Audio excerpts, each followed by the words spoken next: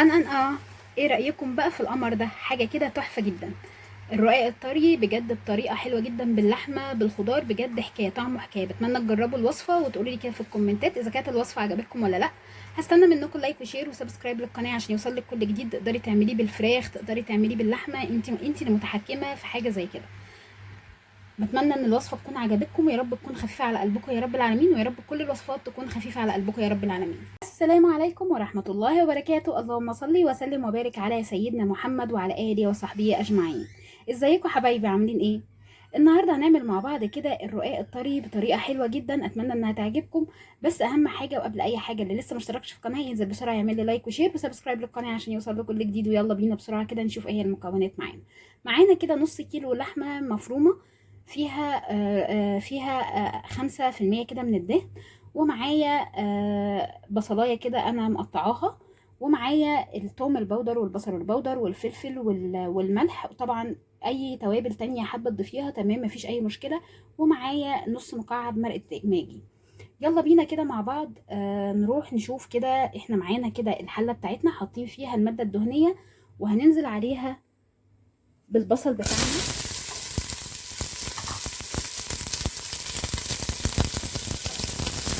احنا كده بنعصج اللحمه بتاعتنا. انا ما بحبش احمر البصله قوي.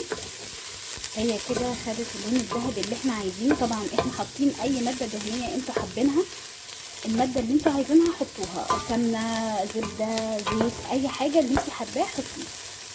هنبدا نجهز اللحمه بتاعتنا كده والتوابل بتاعتنا كده جنبنا. طبعا الرقاق الطري بيتعمل بمليون طريقه، كل واحد بيعمله بطريقه شكل. هنعمله مع بعض كده بطريقه حلوه جدا، بتمنى انها تعجبكم. هنفضل نقلب كده، بس اول حاجه اول مرحله هي تعصيج اللحمه، وهي دي المرحله اللي بتاخد وقت. هننزل كده اللحمه معانا، وقرن الفلفل الحراق ده طبعا.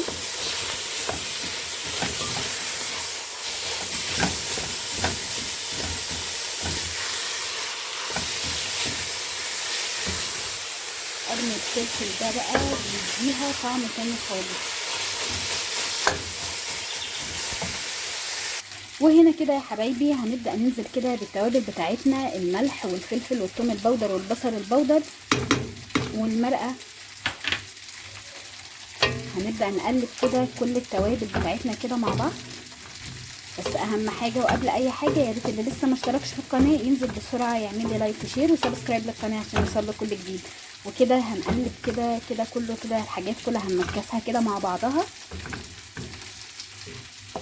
وهنسيبها كده تاخد وتدي مع نفسها كده شويه، ونرجع ونكمل وصفتنا ازاي. هنا يا حبايبي خلاص انا ضفت ليها فلفل، وضفت ليها معلقتين كده من معجون الطماطم، بتدي طعم تاني خالص. للي حابب واللي مش حابب مفيش اي مشكله، هي كده اتعصجت خلاص.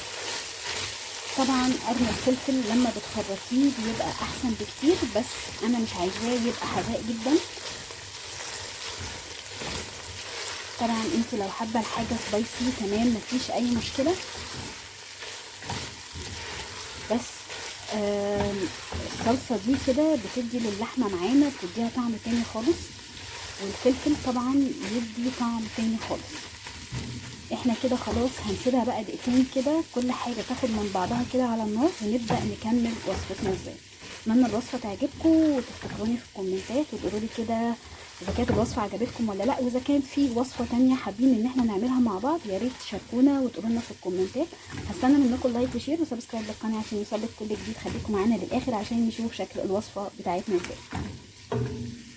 وهنا كده يا حبايبي انا حبيت ان انا اضيف لها كده بصل كده، انا قطعته جوليان كده، وهنقفل عليه دلوقتي ويكمل سواه مع اللحمه بتاعتنا في الرقاق بتاعنا في الفرن، علشان احنا عايزين نحس كده بطعم البصل، بس ياخد تشميعه كده مع اللحمه، ويكمل سواه كده معاه في الفرن. بجد طعمه بيبقى حكايه جدا، بتمنى تجربوها. وبجد دي اللي حاببها تمام، اللي مش عايز البصل كتير كده تمام مفيش اي مشكله. بس هو البصل مش كتير ولا حاجه، لان احنا البصلايه الاولانيه اللي احنا حاطينها ما كانتش كبيره اصلا قوي ولا حاجه. هنبدأ بقى نخرط قرن الفلفل كده علشان يدي بس كده حتة شطشطة كده بس معانا، يخلي الأكل سبايسي شوية، ونرجع تاني مع بعض.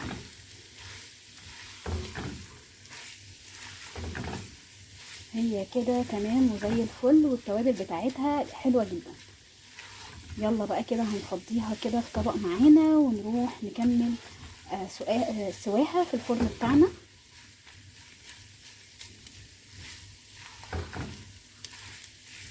خلاص كده انا هقفل عليها دلوقتي النار، ونكمل وصفتنا مع بعض. دلوقتي يا حبايبي كده احنا جهزنا معانا كده الرقاق الطري بتاعنا كده، طبعا مفيهوش اي حاجه زي الفل. ومعانا كده علبه شوربه لحمه، حطينا فيها كده معلقتين من السمن البلدي كده، وطبعا التوابل بتاعتها مظبوطه. ومعانا كده القالب اللي احنا هنعمل فيه كده الرقاق بتاعنا.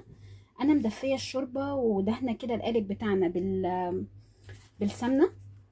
هنبدا ان احنا نتني كده الرقاق بتاعنا عشان يبقى طري معانا خالص، يا دوبك انا بس مدفياها.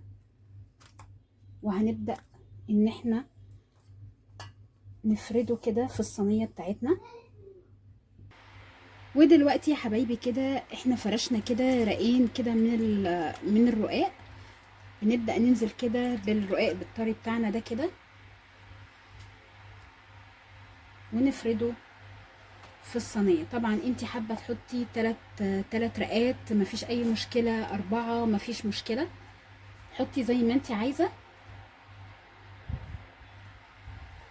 وبتفرديه كده، وبتبدأي تنزلي باللحمة بقى بتاعتك.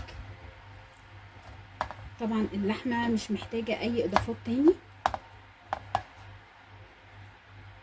وبتفرديها كده.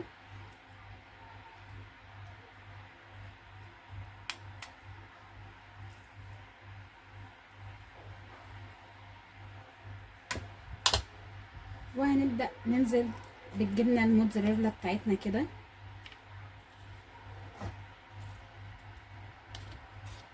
طبعا الجبنة دي اللي احنا عاملينها مع بعض.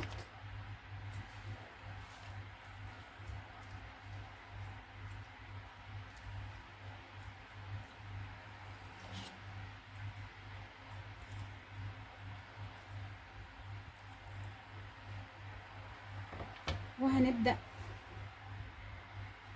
نقفلها كده تاني. هنعمل كده من الرقاق الطري كده، هنعمل منه احلى سندوتشات، بس في وصفة تانية بإذن الله. هنبدأ بقى ان احنا نفردها كده عليها، وهننزل برق تاني من اللحمة. ودلوقتي كده بعد ما فرشنا كده رقين كمان، هنبدأ ان احنا ننزل باللحمة بتاعتنا كده.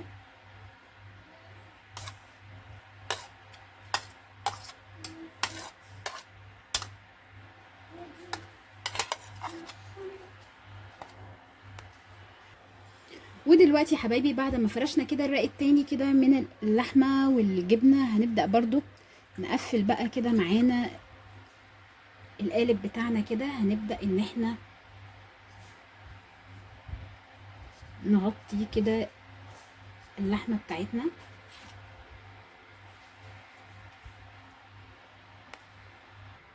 ودلوقتي يا حبايبي خلاص كده احنا رصينا الرقاق بتاعنا كده، وحطينا على الوش جبنة كده رومي، وحطينا طبعا قرن الفلفل دوت. هنجيب كده كبشة واحدة كده من الشوربة اللي احنا كنا بنغطس فيها الرقاق بتاعنا، كبشتين كده علشان عايزين الرقاق بتاعنا يبقى طري. وهنبدأ ننزل عليه كده. ودلوقتي يا حبايبي كده خلاص هنزقها بقى في الفرن بتاعنا، وطبعا نكون مشغلين الفرن قبلها. خلاص كده انا حطيت الكبشتين كده المغرفتين كده من الشوربة، وحطينا كده على الوش حبة كده من السمنة غطيناها بيها كده، وهنبدأ ندخلها الفرن بتاعنا دلوقتي. وده كده يا حبايبي ده كده شكل الرقاق الطري بتاعنا، بجد طعمه حكايه. طبعا شكله باين جدا، طعمه حكايه بجد. بتمنى تجربوا الوصفه وتقولوا لي كده في الكومنتات اذا كانت الوصفه عجبتكم ولا لا. هستنى منكم لايك وشير وسبسكرايب للقناه عشان يوصلك كل جديد. والسلام عليكم ورحمه الله وبركاته.